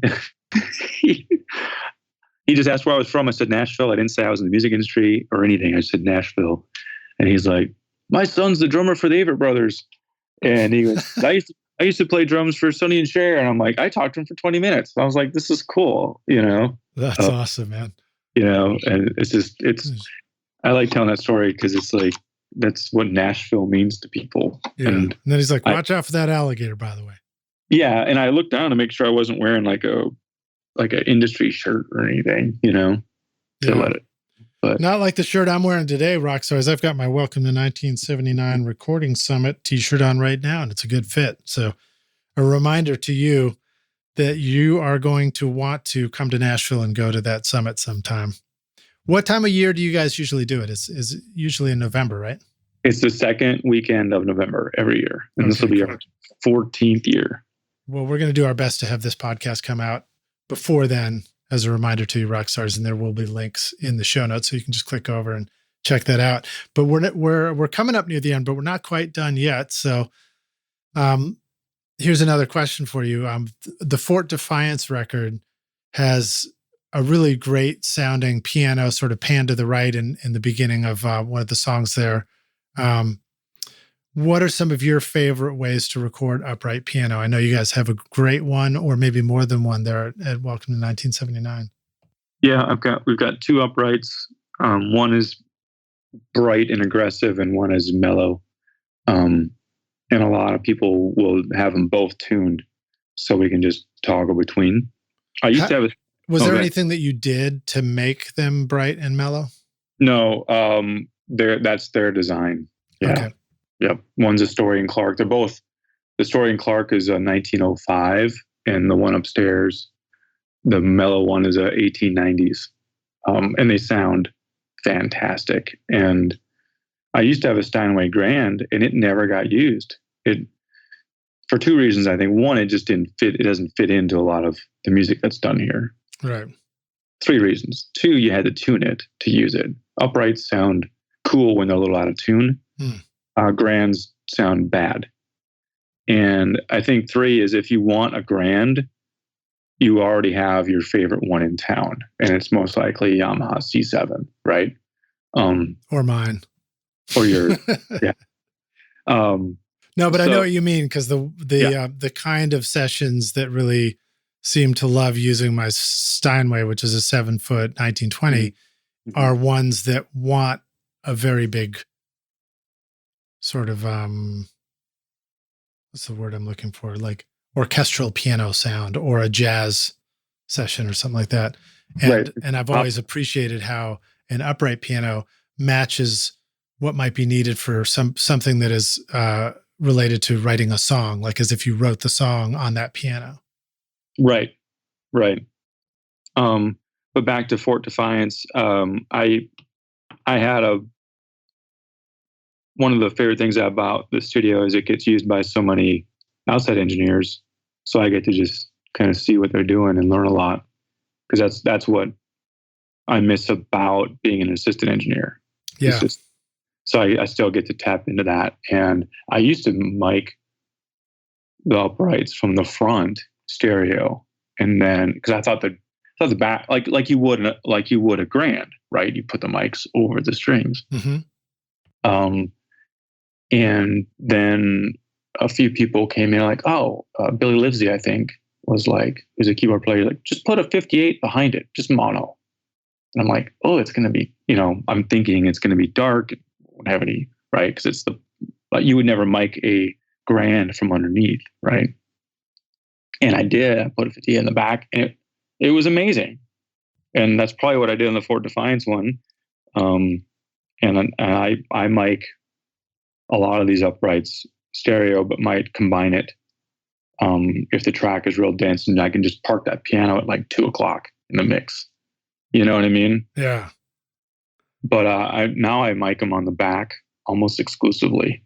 I just wrote down, I'm going to get my 58 out and mic it underneath the piano to see what it sounds like. Yeah. And I have tried miking under the piano before. I haven't discovered it on its own as something I loved, but I found myself, stereo miking over a grand and then thinking, I want something that will sort of fill in the center of this, because I had a sort of a wide stereo mic thing over the hammers. And so I thought, well, what if I put something underneath? Pianos are hard, dude, especially grand ones too. I mean, well, they all are, but there's so many possibilities. We don't realize that they're just as hard as mic and drum kits, as far as like having lots of things you could do. Oh, and ways to do it. Yeah. But yeah, so, and I won't use stereo pairs a lot on the pianos. I'll use a small diaphragm condenser on the high side and a large diaphragm condenser on the low side, and that kind of stuff. All right. So as we're coming near the end here, and it sounds like we might be losing a little bit of internet too. Let me go to some closing questions. What for you do you feel like you're excited about for the future of music and recording? Do you find yourself thinking about that? Or do you find that you don't have to think about that because of your approach? I'm not thinking about the future. I'm having a lot of fun talking to the artists at Book here. They seem to be more, in the circles I travel in, they're more concerned with how the record is made.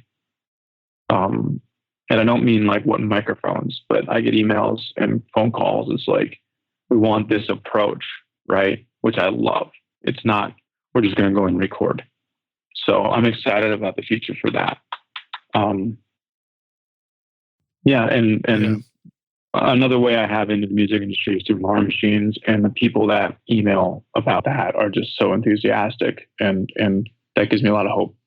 So, well, they're wonderful machines. So Rockstars, the machines that Chris restores, it's like being able to go back in time and get a brand new machine that looks futuristic. That's how I'd put it. Well, thank you. You know, because you guys take the machines and you even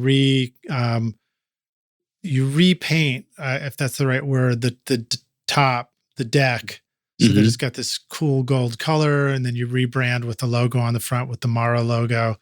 And it's just such a great idea, man. It's just such a awesome, inspiring thing that you've done to keep music and keep tape alive. I mean, you have become, I know I talk about it with other people many times, that, you know, you are really responsible for revitalizing tape recording in that part of the industry in a big way. Well, thank you for that. And I'll say that the people that buy the machines are responsible for that. Yeah. Because I could restore them all day long and they'd sit here and do nothing, you know? Yeah, that's a good point. That's a good point. And then, of course, you guys also offer mastering and lathe cutting and pressing vinyl as well. Have you guys gotten into the actual pressing? I remember you were talking about it maybe the last time we spoke. We've actually never talked about getting into pressing. We do the first two steps, which are vinyl mastering, lacquer cutting, and we do a little known but very important aspect of pressing records called electroplating. So we make the nickel metal stampers that pressing plants use. So our clients are all pressing plants. Right. So I have no desire to get into pressing ourselves. Okay, cool.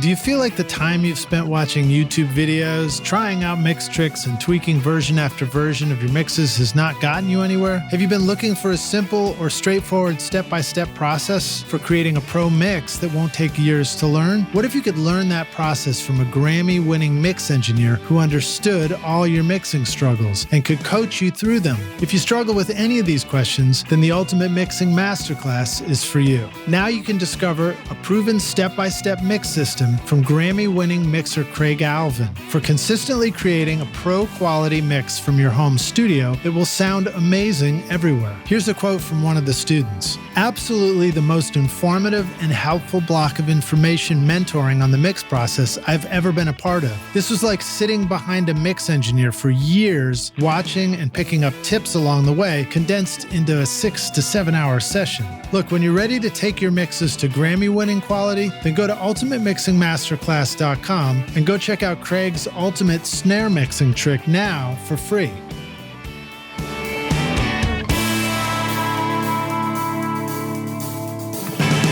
Any last closing thought with regards to vinyl? I would like to. I'm planning to release one of my records this year, and then I thought, I should be awesome to do a vinyl copy of it. But fortunately, I think I'm aware that I want to be thinking a year ahead for something like that. Is that still a safe bit of advice for the rock stars, or do we have a new update on how people should think about releasing and pressing vinyl? Yeah, I think what I hear from our clients is it's like 8 months lead time. And just don't believe what you read. We've been interviewed by big magazines, and very little of what we say makes it into the articles. Because where do you hear my edits on this podcast? Just kidding. Because we're factual, and this is I'm just being on point, and it may come off wrong, but we're factual, and we're not, like sensationalistic. If you plan ahead and you deliver your audio correctly on time, and you make decisions on your artwork quickly and efficiently, your records will get done sooner. Nice. That's how it works. It helps if I finish my mixes. Exactly. Yeah. Where people complain about getting records pressed, in my opinion, is when they're behind on every other aspect and expect to make up the street date in manufacturing. And that doesn't happen, whether it's t-shirts or coffee cups or or CDs or cassettes. Right. You know, You can't So- be slow on the creative end and then say, we still need to get this out by tomorrow. Can you guys hurry up? and then be upset about the manufacturing. Yeah, Right. exactly. Yep. All right. So let me see. Next question. I had the great pleasure of coming to Welcome to 1979 once for a listening party where I, as I recall, I think it was Dark Side of the Moon, right? We were listening on quadraphonic, and you guys had set up speakers there for a quadraphonic playback, and it was cool as shit. Mm-hmm. And you also did some clever stuff, like put it onto tape and played it back off tape. Do you find yourself curious about this sort of emergence of Atmos and mixing that way? And do you see, this is probably a dumb question, even as I'm asking it, do you see an interplay between what you're doing there in the analog world and people wanting to mix in Atmos? I don't. You know, I believe Atmos is great for a lot of people in their business. We chose to sidestep it at this point. Yeah. I guess as I'm even thinking about it, it would sort of, the answer to my question is, well, you would move it over to the Pro Tools world and continue on from there or something like that. Mm-hmm. Yeah. Right. I know a lot of great people are jumping into it. We just did a case study on it, and being a one-room facility, right? We have one studio that's bookable here. Our main focus is tracking. For a moment, I thought, wow, I've got this huge control room. I don't have to do any construction to do Atmos. I should do it. And then I thought about it some more, and I thought, well, then the success in Atmos would be a detriment to our studio, right? Which means what I'm trying to say in that is that if we got booked solid in Atmos and then Atmos kind of went away, then I would have to rebuild a tracking clientele again. Yeah, I think it's back to what you said at the beginning, which is, and it's a good reminder for us to make sure that we are creating our world and our studio and our, design of our space, and even the tools that we're using in front of us and the way that we have a workflow in our space around the kind of music and the kind of people we want to be working with, because that will ultimately attract those people to us to work in our studios. But there's another side to that too, which is also being reminded that, like you're saying, don't start setting up things that are going to bring in the people that you kind of wish you weren't working with, or the kind of sessions where you're like, I'm not really doing what I want to do. But more importantly is make sure you get your message out to people about what it is that you are ready for. Like, I think you've done a great job of letting the world know that you guys are an analog, accommodating studio. So I'd go so far as to say analog focused studio, and that you guys are ready and available for the kind of session that came in when you guys did the Applewood Road recordings. So a good tip for you rock stars, go out of your way to let people know what it is that you would love to be doing in your studio. Right. And the lesson there that I learned the hard way is imagine your message being relayed twice, because our messaging was strong that we're, an analog focused studio.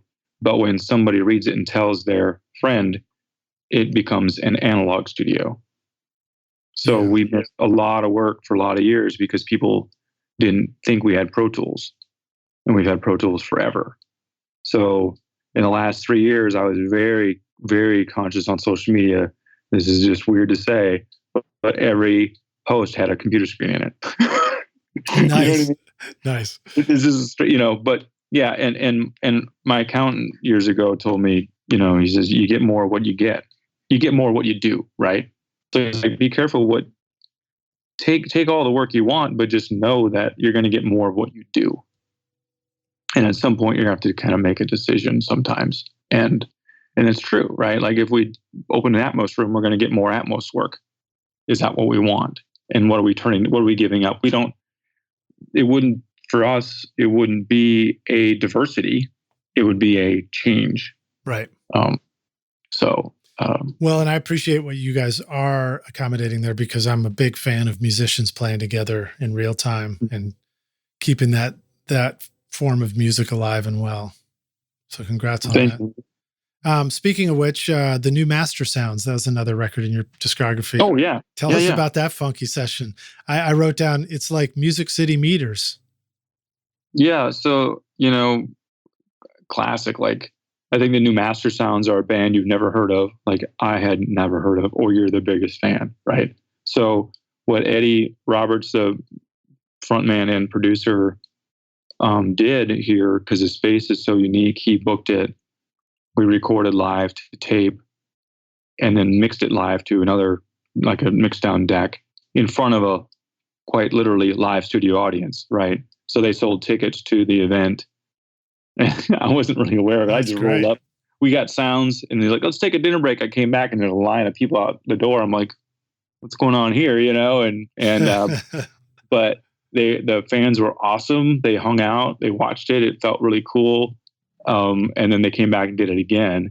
And Eddie was very instrumental in recently partnered with a worldwide destination recording studio company that built a new studio in Iceland, and they bought 3 MAR machines off of Eddie's recommendation.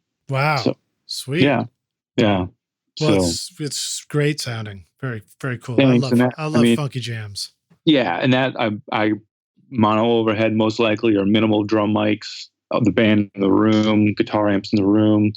Eddie was driving the bus on that, and we made it work, and it's awesome.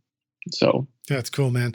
Yeah. If you haven't heard it yet, Chris and Rockstars, check out my interviews with Al Evans at Iron Wax Studio in Massachusetts. He's doing a lot of really, really funky records, and it's fun. We have a lot of fun conversations around that too. Oh, sweet. Yeah. All right. Well, let me go to our closing question, which I asked you years ago when we did our last interview. Glad to have you back to ask it again. This one's hypothetical, but we're going to take the Wayback Studio machine, and you go back and find young Chris, I don't know, packing up his 57s to hit the road and go find, record a band in a barn somewhere or something like that. Mm-hmm. You say, I've come back to give you this most important thing, excuse me, I'm butchering my own question. I've come back to give you this single bit of advice, Chris. Here's the most important thing you need to know to be a rock star of the recording studio yourself. What advice, other than for me to tell the neighbor's dog to stop barking, would you give yourself if you could go back and do that? Oh my God. I wonder what I said last time I was on here. That's what everybody says. That was our last guest. Mark was like, my advice would be go back and listen to the last podcast. So you remember? Yeah. And I wonder if I took the advice. Go back and say, pick anything. You don't have to go all the way back to the beginning. You could go back 5 years if you want. I think it would be just, oh God, it's so tough. Because I feel myself changing for the better, and I've just become a little more mellow and been trying to find that line of what to worry about and what to focus on business-wise, studio-wise. I think I would just go back and say, look, spend time figuring out what matters and then focus on that. Yeah. That's it. Because I think a lot of myself included will get focused on something and you put all the energy in it. And then I think the first question is, does it matter? Does this matter? And then the fork in the road. So. Yeah. Yeah. Cause I think part of the problem is we tend to be pretty good at what we do and decide to put our energy into. It's like my thought advice to, interns or even to my young self sometimes is just be careful what you wish for and put your energy into, because there's a good chance it'll work out. Right. Yeah. Yeah. So because just does this really matter? I mean, that could be a microphone choice, because there's everything is going to need your attention, right? And you only have so much of that caloric output. So what is it I'm going to focus on? And that doesn't mean, I'm not saying say no to people. I'm saying, make some quick decisions, and then you have time to focus on something that matters. Yeah. So. Well, I like seeing you guys finding a balance between, life in the studio and being able to do family adventures and go on cool motorcycle rides. So clearly you're finding good ways to make space for things that are important. Well, thank you. Yeah. It takes work. Yeah. Well, thanks for joining us on the podcast again, dude. Let the rock stars know, where can they go to find out more about you? Check out Welcome to 1979. And then if they are ready to come on down to Music City for the recording summit, what do they need to know about that? Awesome. Yeah. So welcome to 1979.com or Mara Machines, MARA machines.com. Same on the socials, just hashtag. That's where we are or at. And the summit is on the website. 60 people attend each year. We cap it at 60, always have. It sells out early every year. So if you are interested in it, sign up. It's very affordable. And we won't announce the schedule until about a month before. But sign up, it's cool. Okay, cool. Yeah. Awesome, dude. Well, good to hang with you again. Thanks very much for listening to Rockstars. And Chris, we'll see you around the studio, dude. All right, Liz. Thanks a lot, man. All right, man. Cheers. Bye-bye. Thanks so much for listening to Recording Studio Rockstars. If you enjoyed the show and want to help make it better, then please share this episode with your friends on social media and leave a rating and review on iTunes to help the podcast reach more rock stars like yourself. You can click directly over to iTunes or go to rsrockstars.com/review for an easy explanation. And remember to hit the subscribe button to keep up with weekly episodes. And if you're ready to make your best record ever now, then head over to Recording Studio Rockstars Academy, where you can start with my free course at mixmasterbundle.com. And if you want more free content from Recording Studio Rockstars, all you have to do is go to rsrockstars.com/email. Again, that's rsrockstars.com/email to enter your name and email, and I'll keep you in the loop with articles, videos, podcast updates, and even free gear giveaways for your studio. Just look for the link in the show notes below. Thanks so much for listening, and thanks for being a rock star. I'm Lid Shaw, and this is Recording Studio Rockstars. Now, go make great music. Recording Studio Rockstars would like to give a big thank you to our amazing sponsors who help make this episode possible: OWC, Spectra 1964, Sampley, and Isotope. Remember to use these coupon codes for special discounts. At isotope.com/rockstars, use the coupon code ROCK10 for 10% off any plugin purchase, or start your extended 30-day free trial subscription to access many of their plugins. At Sampley.app, sign up for a free account with 2 projects now, and later use the coupon code RSR20 to get 20% off the first 3 months when you upgrade to a pro account. At recordingstudiorockstars.com/academy, use the coupon ROCKSTAR for 10% off any course for a limited time. You will find links to all these awesome sponsors in our show notes. These are all things I highly recommend for your studio. They're going to help you make your best record ever. I would also like to thank our fantastic team here at Recording Studio Rockstars: Vlad Weselchenko, Braden Stremming, and John Richardson, for additional podcast and video production. Thanks so much for listening, and we'll see you in our next episode. Cheers.